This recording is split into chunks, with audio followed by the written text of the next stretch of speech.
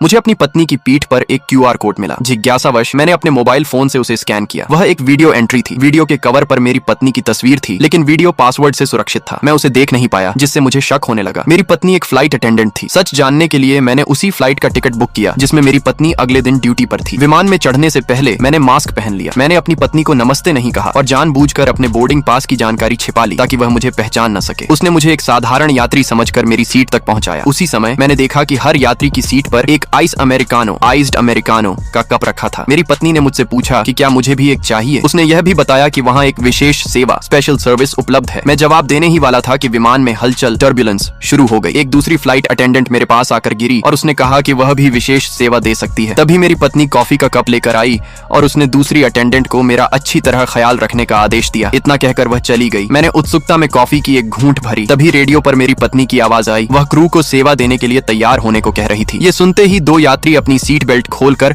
Flight attendants के पीछे पीछे बाथरूम की ओर चले गए। पहले तो मैंने ध्यान नहीं दिया, लेकिन फिर देखा कि मेरी पत्नी भी इसमें शामिल थी। मुझे पिछली रात वाला QR कोड और पासवर्ड वाला वीडियो याद आया। मुझे लगा कि मैं सब समझ गया हूँ। मैंने अपनी पत्नी का असली चेहरा सबके सामने लाने का फैसला किया। लेकिन जब मैंने बाथरूम का दरवाजा खोला तो वहाँ कुछ नहीं था। यात्री सामान्य रूप से बाथरूम का उपयोग कर रहे थे और मेरी पत्नी हाथ में केतली लिए गलियारे में टहल रही थी। मुझे लगा कि मैं शायद ज्यादा सोच रहा हूँ, इसलिए मैं अपनी सीट पर वापस आ गया। विमान उतरने तक मैंने इंतजार किया, लेकिन उतरने के बाद मैंने देखा कि मेरी पत्नी उन्हीं यात्रियों के साथ खड़ी थी। वे यात्री बारी बारी से उसकी पीठ पर बने QR कोड को स्कैन कर रहे थे। उसके बाद वह उनकी कार में बैठ गई। मैं उनका पीछा करने ही वाला था कि एक फ्लाइट अटेंडेंट ने मुझे रोक लिया। उसने मुझे पानी की एक बोतल दी और मुझे उस सच के बारे में बताया कि आखिर आगे क्या होता है। जानने के लिए वीडियो को लाइक करके चैनल को सब्सक्राइब करो और कमेंट में पार्ट 2 लिख देना।